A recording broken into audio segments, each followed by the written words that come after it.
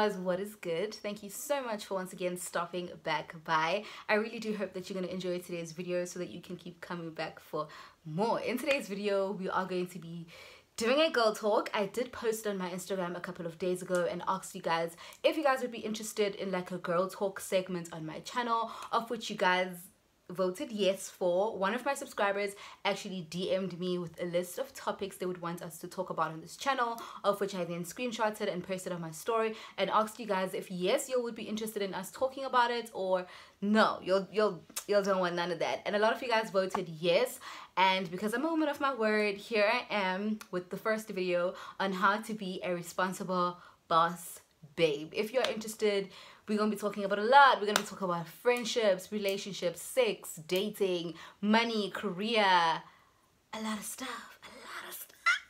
If you guys are interested in, I guess, hearing my thoughts and what I feel and think about certain aspects of a woman's life, of a boss babe's responsible life, do keep watching the video till the end. Don't forget to like, to comment, and to subscribe. Let's get into the video. Basically, the suggestion of this video was, I wrote it down because I felt like I was gonna forget it. It was how to be a responsible young adult, and then she basically listed all the topics she wanted me to cover.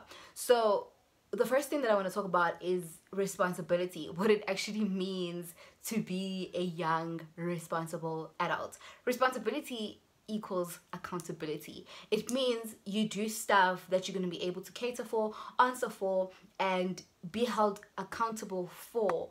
Responsibility comes with an outcome. Everything that you do, it results to something, no matter how small, no matter how thought through it is, no matter if you didn't think about it. Anything that you invest your time in, anything that you do, anything that you speak, anything that you think, it always has an outcome. Often what we think about is what we end up doing physically. Often what we think about is what we end up manifesting. Often what we speak of or say with our word, say in words, or say with our mouths, with our tongue, the universe has a way of molding exactly that. Anything that we do, it results to something, whether it's good, whether it's bad. So responsibility, in like the simplest way of putting it, is accountability. Responsibility in your 20s. I'm gonna call this series on my channel like Boss Babe Talks, because I was really inspired when she wanted to know more about responsibility, or what my take is when it comes to responsibility. And that on its own, for me, represents being a boss, you know, being a boss babe of your own life, especially in your 20s, because your 20s are honestly like your greatest years. Like, yo, like I feel like there's no years like your 20s. When you realize it while you are still in your 20s, you don't get to a point where you look back and say, I wish I did that, I wish I didn't do that, I wish. It's very important to be aware while you're still going through it. So it's a passing phase. One day I'm going to be out of my 20s. Whatever decisions I make now are going to impact my 30s, my 40s. They're going to impact the rest of my life, because you live not really a calculated life, but you automatically live a responsible life, because there's always fear of, I need to do the most now so that I can eat my fruits later. I need to invest now. I need to sow now. I need to work hard now so that I can be okay later. 20s are the most challenging years when it comes to responsibility, because believe me not, if you've instilled the principle of being responsible in your 20s, there's no way that it's going to switch up now in your 30s. Now you're not responsible. Now you're making rational decisions or choices. As the earlier you start being responsible, the better life you basically have. And I say 20s because I think 20s is when life begins, you know. It's when you start taking ownership of your own life. It's when you start becoming in power and in control. You know, the older you grow, the older you mature in your 20s, the less power your parent has. You know, I think every year when you celebrate 20 something, 21, 22, 23, each year your parent loses ownership and power and, I guess, making decisions for you. Hence why I say your 20s are your boss babe years. They are your make or break years. If you ruin your 20s, the entire outcome of your life is ruined. If you do the most and you invest in your 20s, you are sorted, baby. Remember, responsibility also comes with living. I think oftentimes when we talk about being responsible, we sort of in our head package it as this serious thing where now I need to always be on pods. Now I can't live, I can't have fun, I can't do the things that people my age do. It's not about that. There's nothing that I say, excuse me, a person shouldn't do. I'm an advocate for living as wild as you can, doing whatever it is that you want, as long as it's in a responsible way, as long as it's in a way that you also, as we mail one day that you will account for, because the consequence of whatever decision will be there. If you drink alcohol, you will be drunk. Like, there's consequences in every single thing, you know? Let's talk about career. Make a career out of anything. That's the one thing that I celebrate the most about time, about the evolving of the world, is that we are no longer just programmed into certain careers. Now, child, anything can be a career. And don't be bullied into thinking that your dream or your passion or whatever it is that you want to do is not good enough to be a career. Remember, a career is something that you've chosen that can sustain you. By sustaining you, it's going to pay your bills, it's gonna get you all the indlela yokuphila, basically. So I think career is not only about money, but because we need money to live, we tend to associate career more with finance. We're still going to touch on the parts on how I think it is so important that your career brings you peace and joy.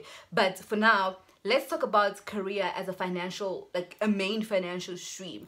And I was still saying, the nice thing is that if you do hair is now a career. People make millions, people live good lives. Ingazabo go to good schools, they live where they want to live, they travel. People are living, and some people just sell hair. Some people have salons. There's no longer a career that is looked down upon. People make money out of YouTube. This on its own is a career. If you one day decide to, you know what, I want to YouTube full time, I want to give my heart, I want to give my everything on this table, you will make a career out of it. There's nothing that it's now not a career. It's all about what's in here. It's all about what makes you happy in the morning when you wake up. It's all about what it is that you want to do. So don't be bullied into thinking, oh no, if I'm not this, it's not a career. If there's a will, there will always be a way. Where there's a will, there will always be room. There will always be a career if you just have the will, the commitment and the determination to make it work. It's not always easy. In fact, nothing is easy. It doesn't come easy. It takes a lot. It takes a lot of sacrifices. But bottom line is, anything can now be a career, regardless of what it used to be or what it used to look like or what certain people still have an opinion on that thing as. Some people may see YouTube as, oh no, it's just it's a social media platform, like you guys or you guys just create videos because you're bored. It doesn't matter what they look at it as. But for what it is, you know that it can be a career. Also within career, within the main focus of career being about money, I need to live, I need to be able to do my own stuff, I need to make money, it's still very important that your career brings you peace. There is nothing more important in this world as choosing something that you will do over and over and over again and not feel like you are working. And you are happy. You are happy to face the day. You are happy to do what you were doing yesterday and the day before, and you're happy to do it the next day and the next day. And that's when you know that you are living within your purpose. There's no point in doing a career or a job that's going to make you so much money, but you're unhappy, because money on its own brings comfort, yes, but once you start having money, you realize that it comes and goes, and we're still going to talk about money, but you realize that it's not the source of happiness. Yes, it makes life easier, and I'm not saying I'm not saying life is happy without money, but I'm just saying that you can have money and still not be at peace. So it's important that when you are choosing a career, choose a career that brings you peace. I don't think there's anything in life that's more important than peace. Like, you have to be at peace. Even to be healthy, your brain, your body, your soul, to be happy and fulfilled, you need to be at a place of peace. And if a career is something you do all the time, it's something that you do constantly, you can't be fighting a battle of peace every single day and then expect the money to make you happy just because you are living a comfortable life. Like, peace is so important, and your career needs to bring you peace, and there's no way it can do that if you don't love what you're doing, if it's not your chosen career, but if it was influenced by many other factors or it was chosen for you. A career is a beautiful journey. I think the more you invest your time in doing what you love and you explore what you love, you realize that within this career, there's so many things to it. So the journey of pulling out in this career would say, okay, I'm an actor, but there's writing, there's directing, there's singing, there's, you know, there's just a lot going on. There's influencing within the showbiz, within entertainment. You're able to say, I don't like writing, I don't like directing, but I love acting and I love being an influencer. So the journey into discovering what it is in your career that you enjoy the most, or a bulk of things that you enjoy the most, that on its own is a story to be told. That on its own, it grows you. That on its own gives you experience, because you can't determine that you don't like something if you haven't been through it. I've found within my career is that as beautiful as it is, it also comes with a lot of rejection. It also comes with a lot of failure. It also comes with a lot of discouragement, and all of that happening continuously because it doesn't have an expiry date. It's not a thing of Masura 12 or 5, the 6th time was over grand. When people have said you can't do it 5 times, you after the 5th person uzoba grain, because it happens so much and it doesn't have an expiry date, it can even lead to self-doubt. And it's okay, it's part of the journey. You just need to be able to be strong enough to persevere. And if you're doing something you love, the reason for starting is always way greater than the destination. It's always greater than all the other obstacles that you choose, that you go through in the way. However, if you're doing what you don't love and you keep hearing no and you keep failing, it's very easy to just back down and be like, let me try something else. So what ends up happening is that you waste time, you waste your 20s, since we are speaking about 20s, because I mean, I'm in my 20s. You waste time doing so many different things that you don't become a master of anything. So you end up being a jack of all trades. Now, Kwana, you don't enjoy anything and you don't master anything. So you sort of just waste time. Every year goes by because this year you're doing this, then you're doing that, then you're doing that. It is not wrong to explore, but it is also very good to be a master of a certain thing.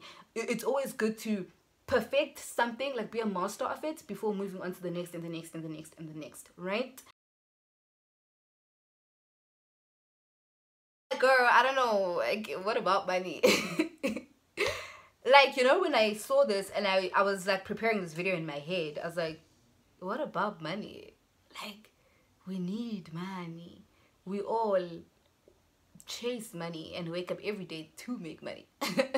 No, like, on a serious note though, you know, like I was saying before, money is the source to comfortability. Like, we can't even sit here and lie and say, no, you don't need money. We do need money. Amen. We do need, like, yo, there's living on its own is money. Everything is money. But as much as money is the source, it is also so dangerous. That's why they say money is the root of all evil, because we've made it everything in the world. We haven't just made it the source, we've made it life itself. And I think that is in a way problematic. I really think in order for money to come with peace in your life, you have to understand money. If you don't understand money, you sort of misuse it, you allow it to control you, you allow it to manipulate you, you allow it to dictate. You become nothing without it, and that shouldn't be the case.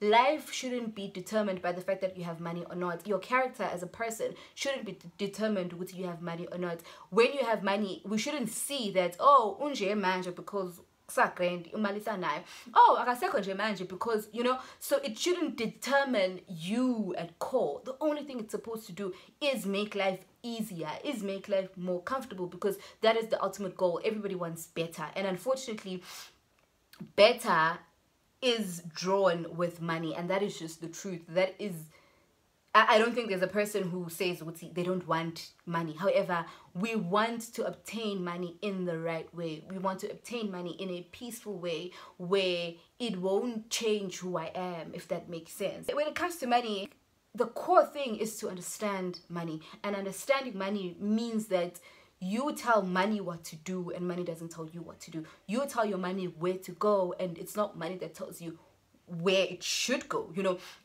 understanding money is when you are able to prioritize your money for what you want it to do, not because this is what is happening on Instagram, so I need to get that because Usman Mani has that. I need to live here because Usman Mani is living here. I need to travel because Usman Mani traveled to here. Because then you are allowing money and whatever you see, social media, all the other forces, external forces, to determine what you do with your money, not because into idinga, but because, you know, it's aesthetically pleasing. And I always say, as long as you know how to make money, you can never go broke. The problem begins when you have the money but you don't know how to make it, because then what happens, masipela? You know, what happens when your source of money, it could be a person giving you money, it could be inheritance from your parents. Maybe you were one of those lucky kids that were born into a rich home, so you know, you just grow up money being there, and then you don't learn how to obtain and sustain and keep this money coming in. And then when it runs out, your whole character changes. You know, people fall into depression, people die of stress because of such reasons. So I mean, I always say, you know, even for my kids, I think the most important thing, they'll definitely grow up with money around. I'm not saying my babies are gonna suffer now because I'm trying to instill the principle of learning how to make money. No. Those kids will live a soft life. However, it will be so instilled in them that it is something that you need to work for. It is something that doesn't work on its own unless if you work for it. It is something that you need to know how to make so that you never burn out. Even if you don't have money, because life happens. It's not a thing of people with money never go broke, but people who know how to make money are broke for a certain period of time. It's never a lifetime damage, even if they do go bankrupt, even if they do get into debt because life happened, whatever the case is. But as long as they know how to generate the money and make the money, they can always get themselves out of that situation. It's one of the things that I always said, I want to be at a place where I know how to make the money. I want to be with a person, a life partner, who knows. For me, it's not about do you have the money or not. It's about do you know how to make the money? Because once we've spent this money, what's going to happen? So for me, if I don't know how to regenerate, if the person I'm with, or whatever the case is, doesn't know how to regenerate the money, then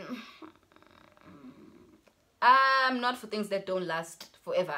You know, before we leave the money topic, it could be helpful to, I don't know, whoever is watching this video, I just want to share with you guys the 10% rule that I have for myself with whatever money that I have or get. Excuse me, I learned this when I was solely a freelancer.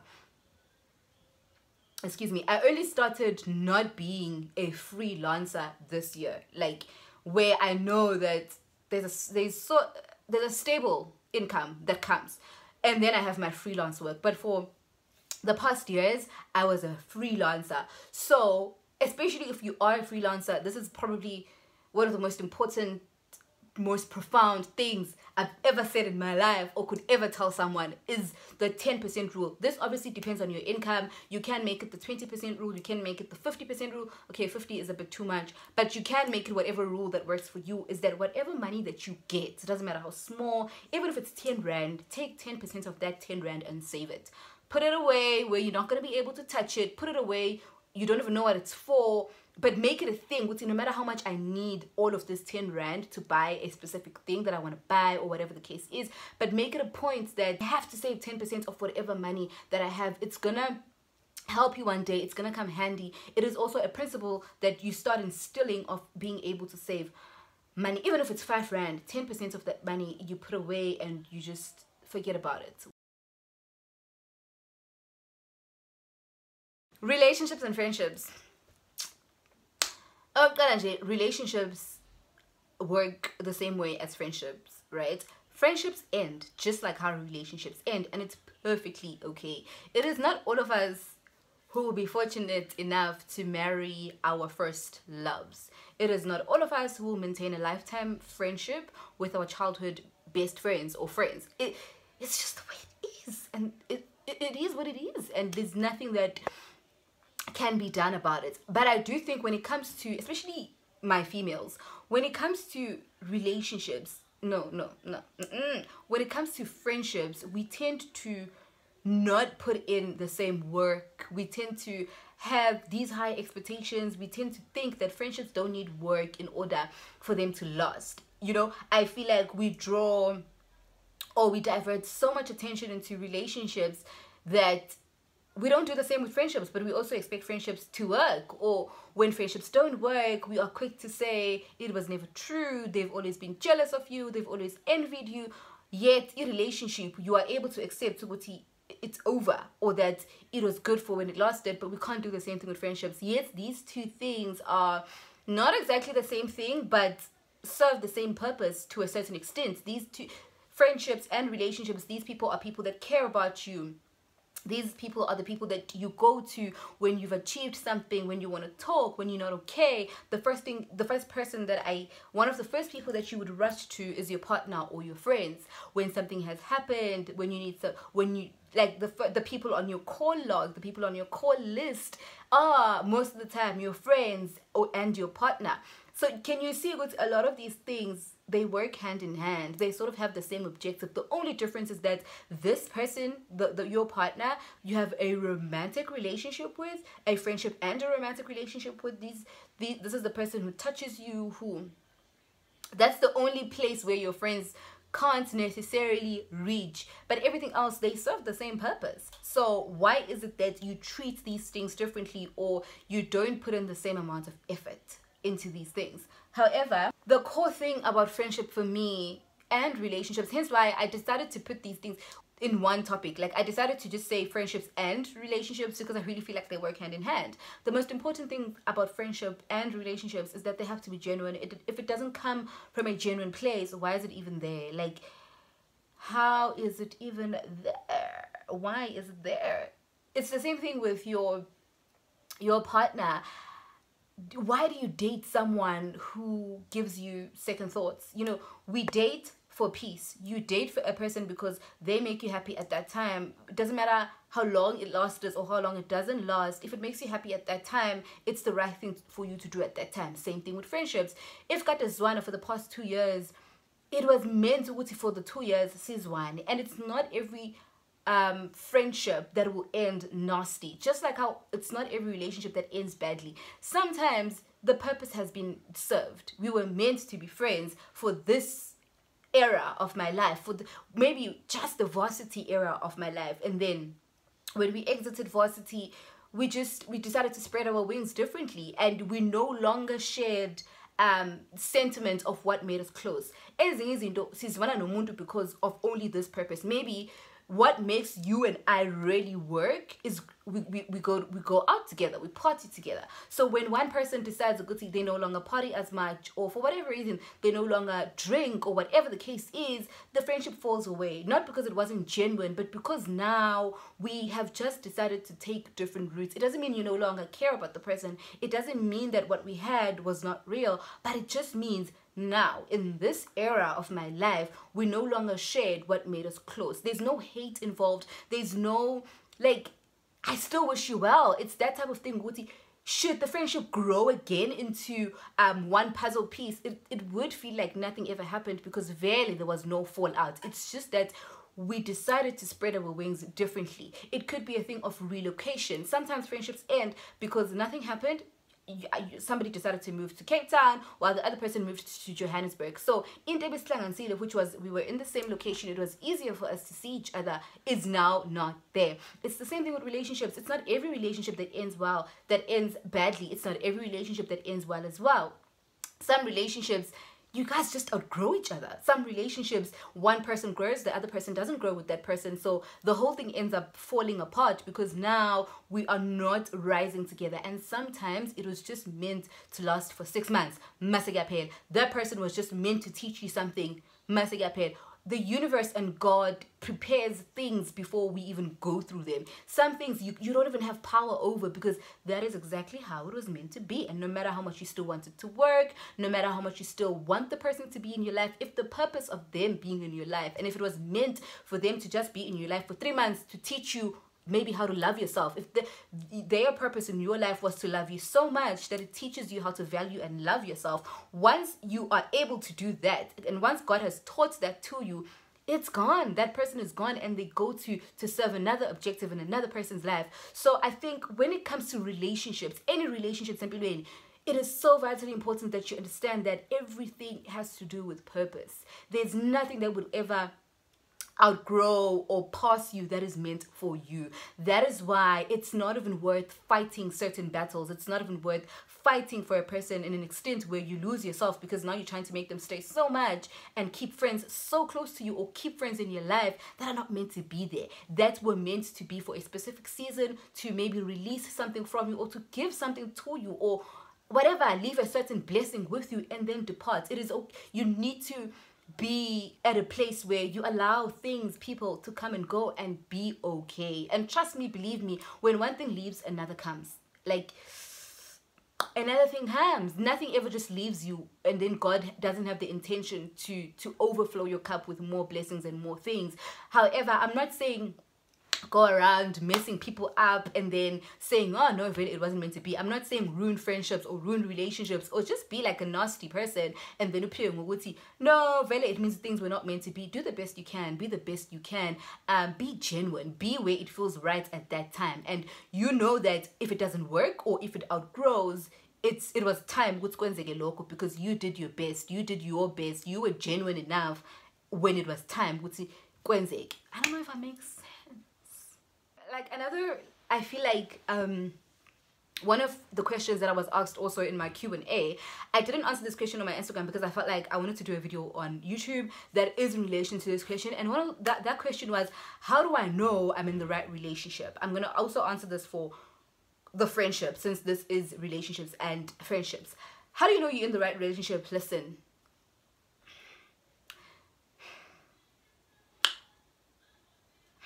There's no manual into relationships, right? But date someone that loves you. I'm not even going to be out here saying girls date men that love you. Men as well, date girls that love you. You know it, you feel it when somebody loves you. If you are confused, if you don't know, you feel like sometimes they do, sometimes they don't. They don't. If he loves you, you will know.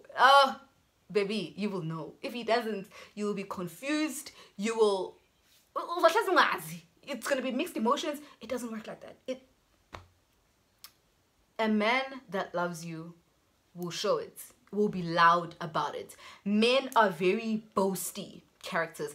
I'm going to talk about men now because I feel like I'm obviously answering this from a woman's perspective.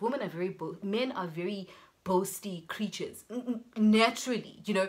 So he's unable to contain his love for, when he loves something, he loves it, he takes care of it. That's just it.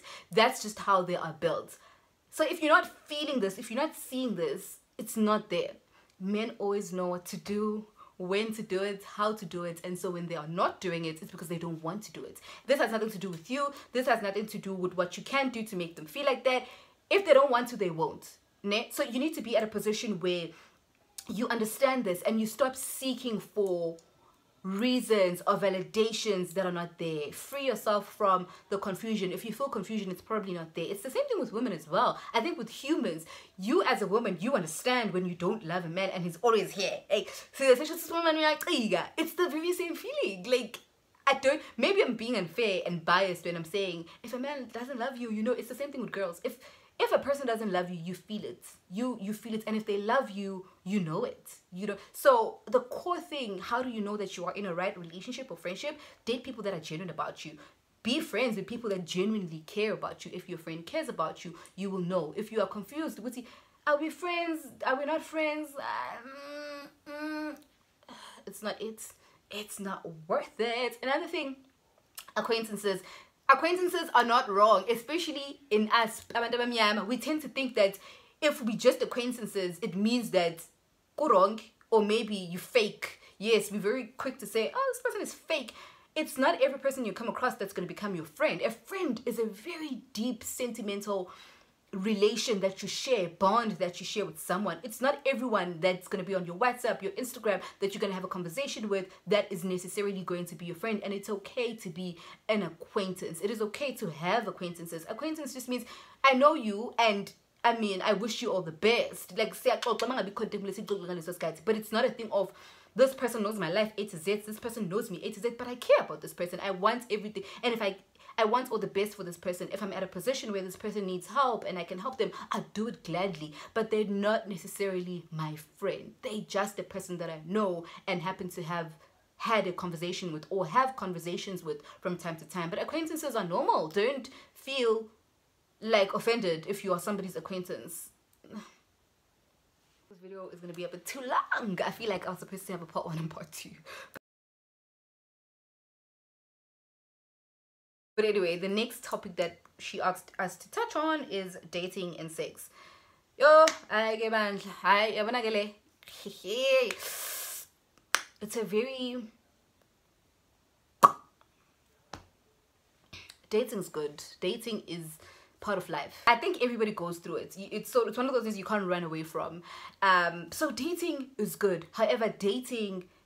There's a correct way to date, and there's obviously a way to date that I would deem more towards the irresponsible side, you know, where you now date because your friends are dating, you are dating this person because of reasons that may not be necessarily the right reasons to be with a person. So that's when I think dating for me then just is, it comes with no peace, right? Because now you're not even being yourself towards this person because you're dating this person because of certain things. But if you're dating someone because you generally just like their company, or you generally just want to get to know them, or you guys generally just share certain things that, or perspectives of impilo that feel right at that time, and you just enjoy each other's company, perfect, you know, perfect. And I also feel like often, especially young females, you date... Let's get used to dating people because they make us happy at that time. You know, Tina, we will date a person because oh no, I can't change 4 boyfriends in 1 year. Then you date someone with this person is not for me. This person is just not even what I want in life. But you keep dating this person because now you're scared. What are they going to say at home? Maybe you've introduced this person to your friends and at home. Whereas Umlung, for instance, will have 5 different boyfriends a year. If you know, you're not making them happy at that time. If you are... What I'm trying to say is why people don't settle. Men don't settle. And I think that's what we as young women need to learn. A person doesn't need to show you 50 times that they're not interested or that they don't want you for you to pack your bags and go. You know, and I think that's what we as young black people lack. Young black women lack. Is that... You know,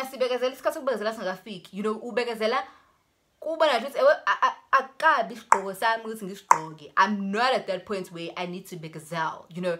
I'm not at that point where this person is my do or die. But we can't, I don't know, I think it also just has to do with like tradition and the systems that we are instilled with. What kind of a woman are you if you can date 10 different guys? It all has to do with stereotype that I really feel like we need to unlearn and start living in what makes you happy at that time. If the person is not making you happy, it's not worth it.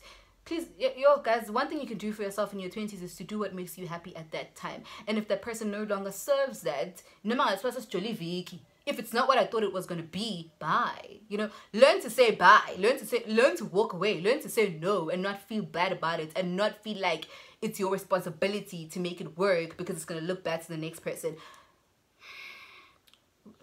We need to put ourselves first. We need to put ourselves first, and that is what's on, period.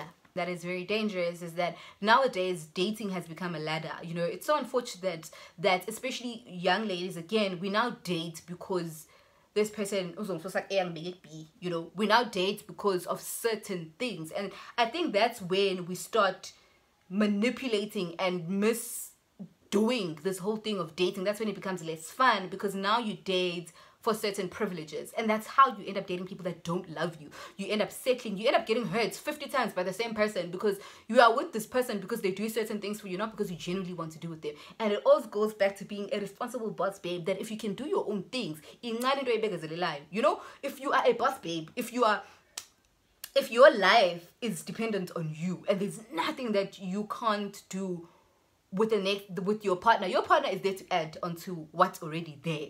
But if there's nothing there and your partner is just everything, it is very hard to then leave this person. Now you're used to a certain life. When are you used to, you know, this is the life that I'm living.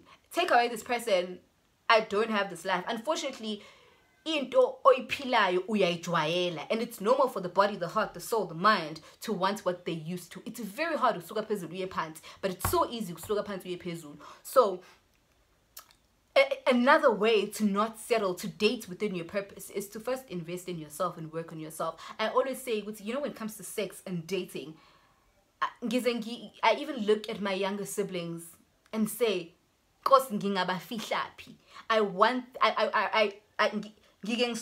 want to put them somewhere where they will not be exposed to the dating world and sex until they are able to sustain their own lives, and then you can take them out. You know, there's nothing that I think grooms a female's mind more than being able to do their own stuff. It saves you from so much. It saves you from the unnecessary begazelling that I'm talking about. That if you have if you have your own, let's talk about sex, guys. When it comes to sex, it is such a crucial matter. It is such, I think it's deeper than what we understand it to be. It is deeper than what we've made it to be. You know, when you have sex with people, with the person, you are, I don't know if you guys know about this thing called soul ties. I think I'm gonna insert like a little explanation here so that you can have a read. But it's more than just the physical practice of what's happening to your body and how it's making you feel. It has a lot to do, it's spiritual. That's why initially sex is for married people. It's for people that have been joined and made one person, because basically you exchange everything with this person. You exchange every single burden, worry, joy, blessing, strengths, weaknesses, curses, everything. Like, you basically exchange everything with this person when intercourse is happening, you know, good and bad things. That's why sometimes you'll find, you were never, an example, you were never a depressed person, right? But you inherit these things from places you don't know where. For example, let's say I've always been a jolly person, always been happy, but all of a sudden, I don't know how, I don't know when, I don't know what happened, all of a sudden I tend to be more depressed. It could be that the person I'm sleeping with is sleeping with multiple other people, and take all these things from them, take all these depressions, or that person on their own has depression and then they project it onto me, or they put it onto me. You know, that's just an example. So there's so many things that happen into having soul ties with people, that it's who you decide to sleep with is a very crucial decision. It's more than just, because remember, sex is pleasure. It's pleasure that and then it's over, and then life goes on, you know. So you really need to start determining, is this pleasure with just anyone, you know. I think I think pray and ask for younger people than me, or people that, I don't know, need the specific prayer. It's really something that I wish we preserved to do much later in life, when we are able to account for it.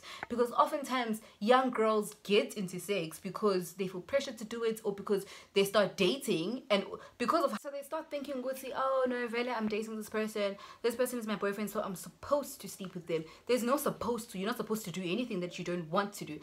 It's really a thing that I really feel like the longer you take to do it, or the maturer you do it at, you attract the right things, you attract the right person, you attract what's supposed to happen at that time. So obviously, Pella, you can't undo what has been done, but let's also talk about when you have started doing it. Guys, I'm so glad this video is about being a responsible boss babe. First of all, for me personally, sleeping or having sex means that at core you are ready to be a parent, because the hugest consequence of sex is reproduction. It's birthing, right? So if you're having it, it means at core when you are saying, should anything happen, I'm ready to take responsibility and become a parent. Because if not, then why are you having sex? You know, it's even worse scare when you are having unprotected sex, because then I ask, there's so many ways now to prevent pregnancy, diseases. How are you putting yourself in such situations and then not being responsible about them? I can never understand the term mistake anymore, especially when it comes to sexual things, because there's just so much knowledge, there's just so many technologies that have been invented. Guys, there's PrEP, so many ways to use, so many contraceptives that you can just use and pick from that are free of charge. So I really think we've moved away from the term where I didn't know or I wasn't allowed to. So really, guys, part of being a responsible boss babe is taking ownership and being in charge of your own sexual life. I'm not saying that, you know, things can't happen even if you have taken precaution. Then it all boils down to the universe. If it was meant for you to have a baby at a specific age, it's going to happen regardless of what you've used. Certain things like that are beyond your measures, but there is a percentage that you can do to be responsible. Guys, being a boss babe means taking charge of such things as well, right? The last matter that was on the list was, sorry, there's just someone out there. When it comes to this, I really feel like it's done on the way. There's no one who trains you to do this. There's no one, you have your own ways of doing it. What works for this person may not work for you. So basically having a household, for me, household means living on your own or having your own like family, right? Where you're in charge, where you branch out from iwing kama to your own. So for me, I think that I relate to that from living on my own, having moved from home, right? It's like being a first-time mom. Your house or your ways of doing things become your first baby, that you do what works for you, how you want to do things. Nobody tells you what to do. It's an amazing journey because you obviously pick and choose what works for you and what doesn't work for you. It's amazing to really like develop and understand. Oh, this is what I like. This is how I want things to be done. You know, so it's those little things that really just you learn on the go and you learn as they come. However, a huge influence on managing your household has a lot to do with how you grew up. I realize this because now I live alone. There's certain things that I'd always, a typical example, I grew up with, I was still saying, I grew up where you couldn't, my mom, you can't sleep with the zija as the sink. So even now that I live on my own, I can't do that. So it's little things like that that it'll always be influenced by your background and where you come from. But a lot of other things, she does things her own way, I do my things my own way. It's an amazing journey. It's a journey that I really wish that every woman can experience before they like have their own families. I really think it's part of an important phase to live on your own before you live with, maybe like you get married or you live with other people. It's amazing. You really get to know yourself. Thank you guys so much for watching this video. I really do hope that it was amazing. I really enjoyed making it and chatting to you guys. It is a Sunday today and there's absolutely no other way I would have spent my Sunday but just lighting up the camera and just speaking to you guys. Please do like, do comment, do subscribe. Do let me know if you enjoyed this segment and if you want more of these kind of videos. But for now, you definitely are a star. I'll see you on my next video. Bye.